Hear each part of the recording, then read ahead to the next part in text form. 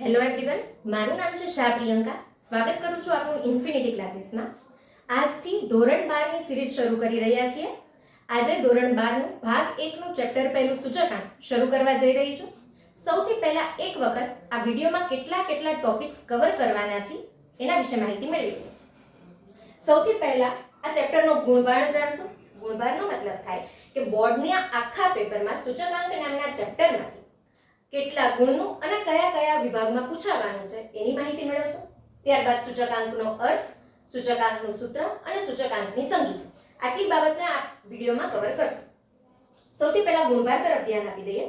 સૂચકાંક નામના ચેપ્ટરમાંથી બોર્ડની પરીક્ષામાં 16 ગુણનું પૂછાવાનું છે. ચેપ્ટરનો કુલ ગુણભાર 16 ગુણ રહેશે. કયા વિભાગમાં 16 ગુણ વિભાજિત થયેલા છે એના વિશેની માહિતી નીચે કોષ્ટક સ્વરૂપમાં આપેલી છે. એક વખત ધ્યાન આપી દઈએ. બોર્ડનું આખું પેપર 6 વિભાગમાં વિભાજિત હશે. A થી શરૂ કરી અને F વિભાગ, જે પૈકી 5 વિભાગમાં સૂચકાંકના ચેપ્ટરમાંથી દાખલા પૂછાવાના છે. દાખલા અથવા થિયરી કાંઈ પણ પૂછાઈ શકે. જોતા જઈએ. સૌથી પહેલા A વિભાગ. A વિભાગ વિકલ્પોનો વિભાગ છે, જેમાં એક ગુણના વિકલ્પ પૂછાશે. B વિભાગ ટૂંકા પ્રશ્ન, એક વાક્યના પ્રશ્નનો વિભાગ છે. દરેક પ્રશ્નનો 1 ગુણ રહેશે. C વિભાગમાં દાખલા પણ હોઈ શકે, થિયરી પણ હોઈ શકે. પ્રત્યેકના 2 ગુણ. દાખલો હશે તો 2 ગુણનો દાખલો, થિયરી હશે તો 2 ગુણની થિયરી. D વિભાગ 3 ગુણના દાખલાઓનો વિભાગ છે. F વિભાગ 5 ગુણના દાખલાઓનો વિભાગ છે. હવે સૂચકાંકના ચેપ્ટરમાંથી કઈ રીતે પૂછાવાનું છે ધ્યાન આપી દો. A વિભાગમાં સૂચકાંકના ચેપ્ટરના 2 વિકલ્પ હશે, એટલે A વિભાગમાં 2 ગુણભાર રહેશે. B વિભાગમાં સૂચકાંકના ચેપ્ટરનો એક પ્રશ્ન હશે, એક વાક્યનો એક પ્રશ્ન હશે, જેનો 1 ગુણ રહેશે. C વિભાગમાં સૂચકાંક ચેપ્ટરનો એક દાખલો હશે, જેના 2 ગુણ રહેશે. એક દાખલો અથવા તો એક થિયરી હોઈ શકે છે. D વિભાગમાં સૂચકાંકના ચેપ્ટરના 2 દાખલા હશે, પ્રત્યેકનો 3 ગુણ, એટલે D વિભાગમાં 6 ગુણભાર રહેશે સૂચકાંકનો. F વિભાગમાં એક દાખલો હશે, 5 ગુણનો એક દાખલો, એટલે 5 ગુણભાર F વિભાગમાં રહેશે. ટોટલ તમે જોઈ શકો છો 16 ગુણનો ગુણભાર સૂચકાંકના ચેપ્ટરમાંથી રહેશે. ગુણભાર સમજ્યા પછી સૂચકાંકના અર્થ સમજવા તરફ જઈ રહ્યા છીએ. સૂચકાંકનો અર્થ સમજતા પહેલા નાની એવી સમજૂતી દાખલા દ્વારા આપવા માંગુ છું, જેથી કરી દાખલા પરથી અર્થ સરળતાથી તારવી શકો અને યાદ પણ રાખી શકો. એક નજર અહીંયા આપી દઈએ. અહીંયા મેં વર્ષમાં 2 વર્ષ લીધેલા છે, 2015 અને 2022, અને ઘઉંનો ભાવ લીધેલો છે. માની લ્યો 2015 માં મણ દીઠ ઘઉંનો ભાવ 600 રૂપિયા હતો, જે વધી 2022 માં મણ દીઠ 750 થયેલો છે. હવે જો હું તમને પ્રશ્ન પૂછું કે ઘઉંના ભાવમાં કેટલા રૂપિયાનો વધારો થયેલ છે, તો તમે મને તરત જ જવાબ આપી દેશો કે 2015 ની સરખામણીમાં 2022 માં ઘઉંના ભાવમાં 150 રૂપિયાનો મણ દીઠ વધારો થયેલો છે. 600 રૂપિયા હતા, વધીને 750 થયા, 150 રૂપિયા મણ દીઠ વધારો થયેલો છે. 150 રૂપિયાનો વધારો થયેલ છે.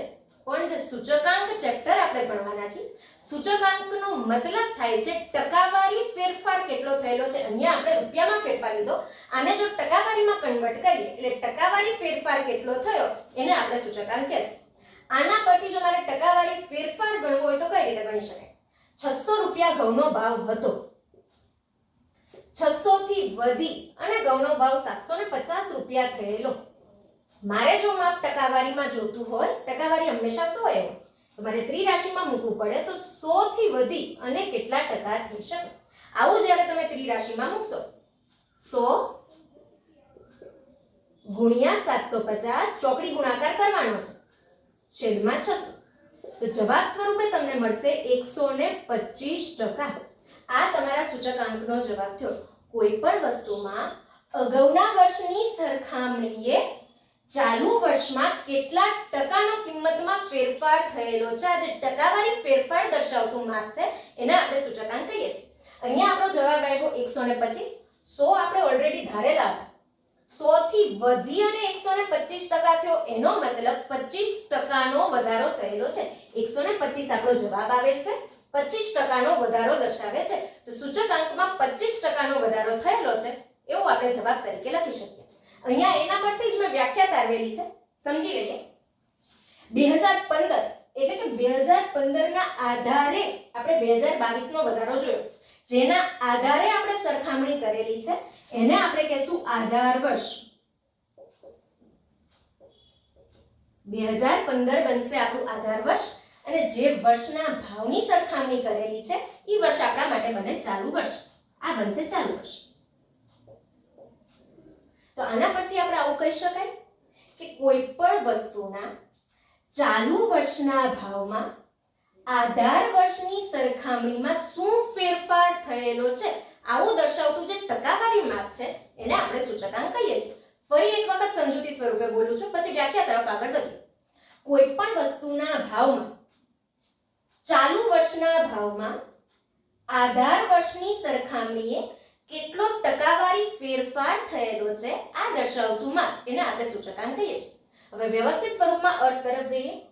કોઈ પણ વસ્તુની સાથે સંકળાયેલ ચલ રાશિની ચાલુ વર્ષની કિંમતમાં, ચાલુ વર્ષ એટલે 2022 નું વર્ષ, જેના ભાવનો ફેરફાર આપણે જોવાનો છે. ચાલુ વર્ષની કિંમતમાં આધાર વર્ષની સાપેક્ષમાં એટલે સરખામણીમાં આધાર વર્ષની સાપેક્ષમાં તેની કિંમતમાં થયેલ ટકાવારી ફેરફાર દર્શાવતું માપ એટલે સૂચકાંક. ફરીથી કોઈ પણ વસ્તુની સાથે સંકળાયેલ ચલ રાશિની ચાલુ વર્ષની કિંમતમાં આધાર વર્ષની સાપેક્ષમાં તેની કિંમતમાં થયેલ ટકાવારી ફેરફાર દર્શાવતું માપ એને આપણે સૂચકાંક કહીશું. આના પછી સૂચકાંકના સૂત્ર તરફ આગળ વધીશું.